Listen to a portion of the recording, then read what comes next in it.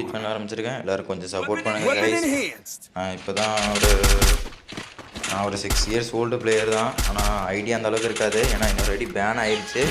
அதனால் வந்தேன். சரி, நம்ம இப்போதைக்கு கேம்லேக்குள்ளே போகலாம். போக நாட்களில் நம்மளை எப்படி என்னென்னு தெரிஞ்சுக்கலாம். சரி, நான் ஒரு நார்மலான ஒரு கிளாஸ் கூட போகலாம், கொஞ்சம் ஃபன் பண்ணலான்னு நினச்சேன். ஆனால் பார்த்துருந்தா நான் ஒரு 18 ஸ்ட்ரைக் வச்சுருந்தேன். முன்னாடி ஒரு 19 ஸ்ட்ரைக் ஏற்றலான்னு பார்த்துட்டு இருந்தேன். பார்த்தா நம்ம டீம்மேட்டில் மொத்தம் 4 பேரில் நான் ஒருத்தன் 3 பேரில் ஒருத்தர் நியூ பிளேயர் போல் இருக்கு. 2 பேர் வெளியில் போயிட்டாங்க ஆல்ரெடி. என்னடா கதைன்னு பார்த்தா 19 ஸ்ட்ரைக்கில் வெளியில் போயிட்டாங்க. ஒரு பயமாக போயிடுச்சு எனக்கு. சரி, உடனே ஒரு கன்று வாங்கிட்டு போகலான்னு கிளம்பிட்டேன். மேலே ஒருத்தர் இருந்தார், அவரை அடிச்சுட்டேன். கீழே ஒருத்தர் பார்த்துட்டேன். அவரை ரிலீவ் பண்ணுறது அவரை முடிச்சிட்டேன். கீழே அங்கே பார்த்தா ஒருத்தர் லைட்டாக டேமேஜ் கொடுத்தேன். பார்த்தா அவர் ஓரின்னு போட்டு அந்தாண்டு போயிட்டார்.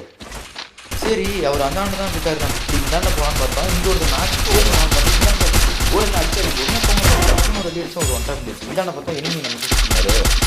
அவரையும் அடிச்சு பிடிச்சி 3 கில்லு கைஸ். அப்போ தான் நல்லா நோட்டீஸ் பண்ணேன். 2 பேரும் ஒரே பக்கம் இழுத்துட்டு போயிருந்தாங்க. அவ்வளோதான், 2 பேரும் போயிட்டாங்களா. நம்ம எப்படி இன்வைட் பண்ணுறது, நாங்கள் 2 பேர் தான் இருக்கோம்னு நினச்சோம். அம்மன் அடிப்பாப்லன்னு ஒரு நம்பிக்கை இருந்தது அப்படின்னு பார்த்துட்டு இருந்தோம். சரி பார்த்துக்கலாம், 19 ஸ்ட்ரைக்கு நான் வச்சு தான் ஆகணும் அப்படின்ட்டு ஒரு முடிவோட 19 ஸ்ட்ரைக் ஏற்றுக்கலாம் அப்படின்னு நினச்சிருந்தேன். ஆனால் அந்த மேட்ச்சில் நடக்கும் பாருங்கள் சம்பவம், சத்தியமாக நம்ப முடியல. அதனால தான் சரி உங்களுக்கும் இதை ஒரு வீடியோ போடலாம். நார்மல் கிளாஸ் கூட இருந்தாலும் ஒரு ஃபன்னாக இருக்கலான்ட்டு ஒரு வீடியோ போடலாம் அப்படின்னு. உங்களுக்கு ஒன் டேப்லாம் வராது, அழுத்தி இப்படி ப்ளஸ் ஒன் டேப் மட்டும் தான் விளாடுவாங்க. அப்படின்னா ஃபுல் ஒன் டேப்லாம் இல்லை, லைட்டாக அழுத்தி டக்குன்னு ஒரு ஒன் டேப் இருக்கும். அவ்வளோதான். பார்த்தா ஒருத்தர் நாக்கு வைப்போம். சரி, ஒருத்தர் நாக்கு வச்சாச்சு அப்படின்னு பார்த்துட்டு இருந்தால் இந்தாண்ட நம்ம டீமில் ஒருத்தர் நாக்கு. சரி, அவரை நாக்கு வச்சு ஒரு அடிக்கலாம் லைட்டாக டேமேஜ் கொடுத்தாங்க. பார்த்தா அடுத்து நம்ம டீமில் இன்னொரு நாக்கு.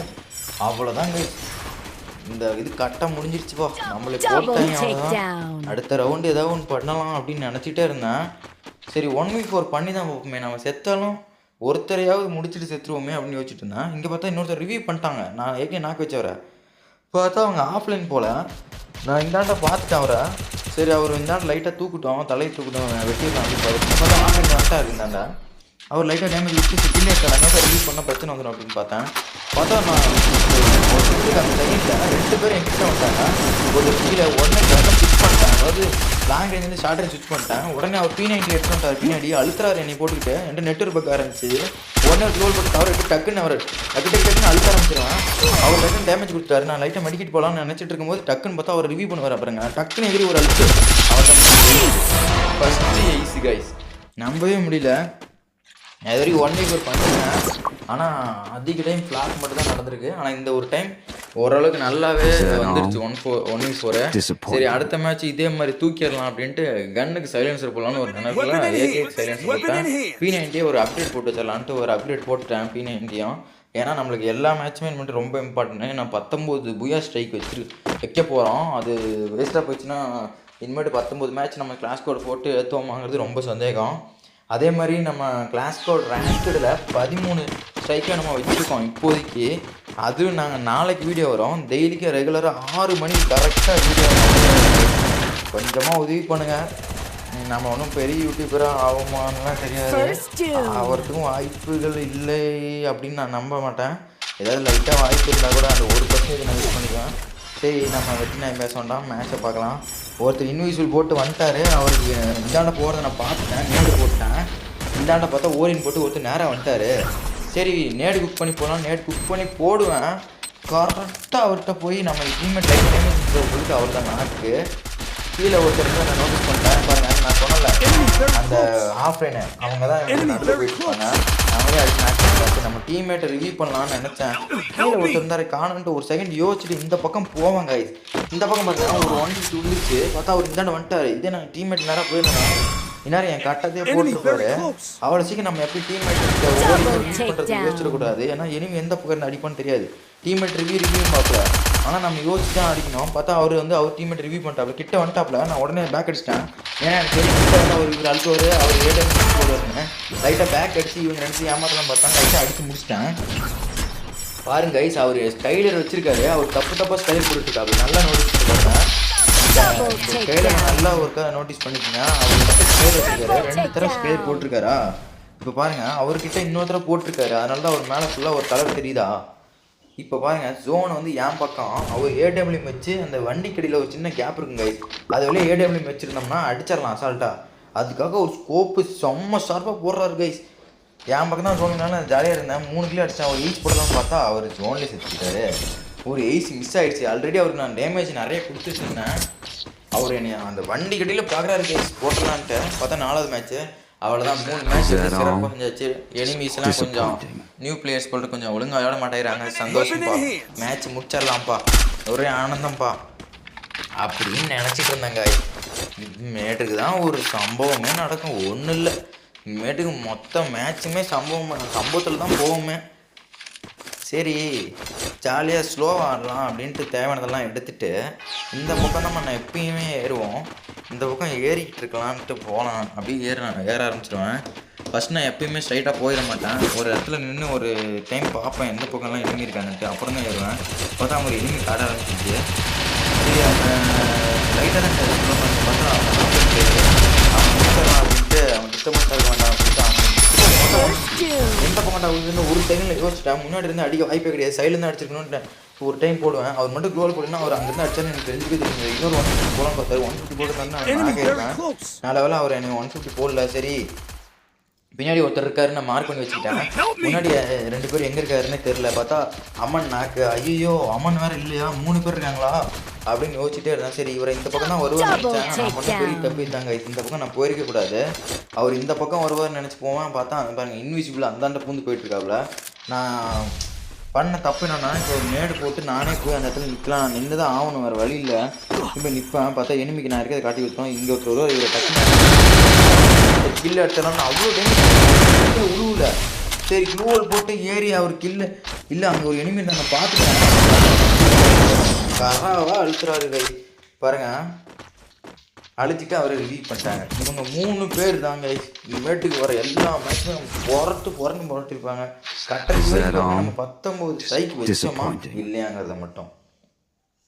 சரின்ட்டு அடுத்த மேட்ச்சு பார்த்துடலாம் அப்படின்னு பார்த்தேன். போன மேட்ச் அம்மனை விட்டனால நம்ம தோத்துட்டோமோ, அம்மனுக்கு ஹெல்ப் பண்ணியிருக்கலாமோ, அம்மனுக்கு கொஞ்சம் ஹெல்ப் பண்ணி பார்ப்பலையோ அப்படின்னு யோசிச்சுக்கிட்டே இருந்தேன். சரி இந்த மேட்ச் அம்மன் கூட போகலாம் அப்படின்ட்டு ஒரு யோசனை. அம்மனை மேலே ஒரு நம்பிக்கை வைக்கலாமா அப்படின்னு யோசிச்சுட்டு சரி எனிமி முதல்ல எந்த பக்கம் வராங்க அப்படின்னு லைட்டாக ஒரு நோட்டை விட்டு அப்புறம் அம்மன் பக்கம் போகலான்னு நினச்சேன்.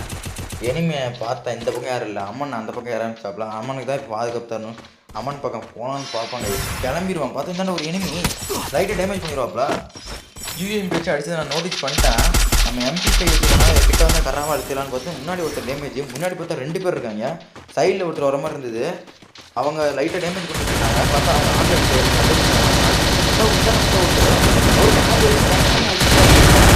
பயந்துட்டாங்க. அவ்வளோதான் பார்த்தா ஸ்க்ரீன் மேலே போயிடுச்சு. ஐயோ அப்படின்னு டக்குன்னு அப்படிலாம் போவேன். நம்பவே முடியல கைஸ், எங்கேருந்து அடிச்சாருங்கிற மாதிரி இந்த பக்கம் ஓடிட்டு இருந்தேன். அந்த க்ளூவாலையும் டெஸ்ட்ராய் பண்ணிட்டு அந்த மேக் என்னை அழுத்தி பிடிச்சிச்சு. அடுத்து அம்மன் மட்டும்தான்.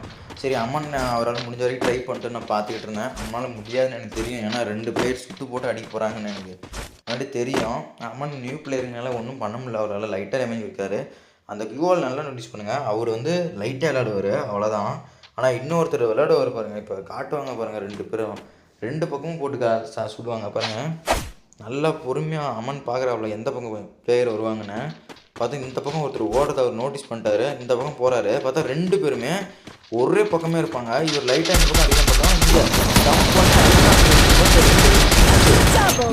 நம்ம 2 மேட்ச் ஜெயிக்குவோம். மேகே அடிச்சிட்டாங்க கைஸ் 2 பேருமே ஒரு 7 அடிச்சும் ஒரு மேக் வச்சுருக்காங்க.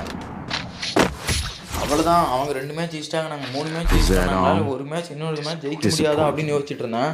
இந்த மேட்ச் அம்மன் பக்கம் போக வேண்டாம், நாமளே 1v4 இன்னொருக்கா பண்ணிடலாம் அப்படின்னு நினச்சிக்கிட்டு 1v4க்கு தேவையானதை மேக் எடுத்துட்டேன். அவங்க மட்டும் தான் மேக் எடுப்பாங்க. நான் மேக்கு ஒரு பவரை போட்டு விட்டுடலாம் அப்படின்னு மேக்கு பவர் போட்டேன். மேக் எடுத்து கிருன்னு அழுத்திடலாம் அப்படின்னு ஒரு ஐடியாவோட கிளம்பலாம். இந்த எப்பயும் போல் நம்ம போகிற பக்கமே போவோம், எனிமையை பார்த்து போட்டுடலாம் அப்படின்ட்டு பார்த்தா அம்மனும் அதே பக்கம் வந்தாப்புல. ஒரு சந்தோஷம், சரி அம்மன் நம்மளுக்கு பேக்கப் தருவாங்க அப்படின்ட்டு சரி போகலாம் அப்படின்னு போயிட்டு இருந்தேன். சரி எனிமி எங்கே இருக்கு பார்ப்பலான்ட்டு ஒரு நோட்டீஸ் பண்ணலாமா அப்படின்னு வச்சு கீழே போகலான்னு நினச்சிட்டு இருந்தேன். பார்த்தா எனிமி லைட்டாக எனக்கு தெரிஞ்சு அதை போட்டு விட்டாரு. மேலே ஒரு மார்க்கில் 2 பேரும் நோட்டீஸ் பார்த்தா அந்த கீழே போட்டேன். போட்டு பார்த்தா இங்கே பாருங்க ஓடிட்டே இருக்காங்க. அவளை அடித்து அவன் தானே போயிட்டாப்புல. சரி அந்த பக்கம் ஓடி போய் அடிக்கலாமேடா அப்படின்னு நீங்கள் நினைக்கலாம். ஆனால் அந்த பக்கம் அடிக்கக்கூடாது. ஏன்னா அங்கே பாருங்கள் ஸ்ட்ரைட்டாக அவர் ஆஃப்லைன் தான். ஆனால் அவர் பக்கத்தில் இன்னொருத்தர் அந்த மாதிரி எனக்கு ஒரு யோசனை ஒரு மாதிரி தோணிட்டு இருந்தது. நினச்ச மாதிரியே அம்மனை வந்து போட்டாங்க. அம்மன் சுற்றி போயிட்டு இருந்தாரு, போட்டாங்க. அங்கே பாருங்க அங்கே ஆஃப்லைன் பக்கத்தில் இன்னொருத்தர் இருக்காரு. நாம் நேரம் போயிருந்தோம்னா சரி இந்த மேட்ச் 1v3 தான் பார்த்துக்கலாம் அப்படின்னு நினச்சிருக்கோம். பாருங்க ஃபஸ்ட்டு ஒரு ஸ்கேலர் இருந்துச்சா, அடுத்து ஒரு ஸ்கேலர் வந்துச்சா, பாருங்க அடுத்து ஒரு ஸ்கேலர் வந்துச்சு. 3 ஸ்கேலர் லைனாக விட்டாரு. ஐயோ 3க்கு 3 வந்துருச்சா, அவ்வளோதான். 19 மண்டையில் துண்டை போட்டு படுத்துற வேண்டியதான்டா. 19 முடிஞ்சுது.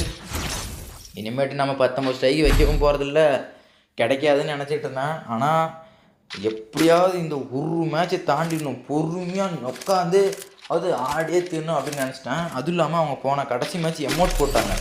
நல்லா நோட்டீஸ் பண்ணியிருந்தேன். எமௌண்ட் போட்டாங்க. நான் எல்லாமே டவுன்லோட் பண்ணலங்கிறதுனால எனக்கு எமௌண்ட் தெரியல. ஆனால் எமௌண்ட் போட்டாங்க அவங்க.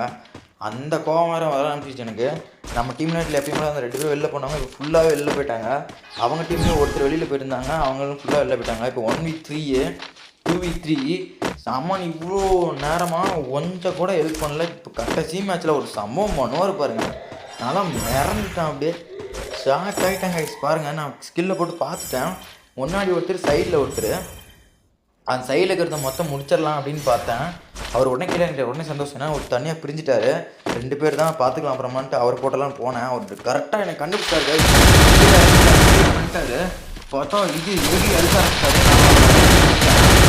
தெரியும் அவங்கள்ட்ட ட்ரிபிள் அண்ட் சிப் இருக்குன்னு. தூரத்தில் இருக்காப்பியா, இவரு தான் மேலே வச்சு நான் அடிப்பார். பார்த்தா அமௌண்ட் போட்டாப்ல. இந்த ஒரு ஹெல்ப் தாங்க ரொம்ப பயங்கரமான ஹெல்ப்பாக இருந்தது. Don't judge book by its கவர்ங்கிற மாதிரி கடைசி ஒரு செகண்டில் அவர் பண்ண உதவி தான் இந்த மேட்ச்சில் நான் ஜெயிக்கிறதுக்கு உதவுனுச்சு. ஒருத்தர் தான் எனக்கு ஓவர் கான்ஃபிடன்ஸ் வந்துருச்சு. பாருங்கள் நான் 9 சிப் வச்சுருக்கேன் MP5க்கு. இதுதான் அவர் வச்சுருந்துருப்பார்.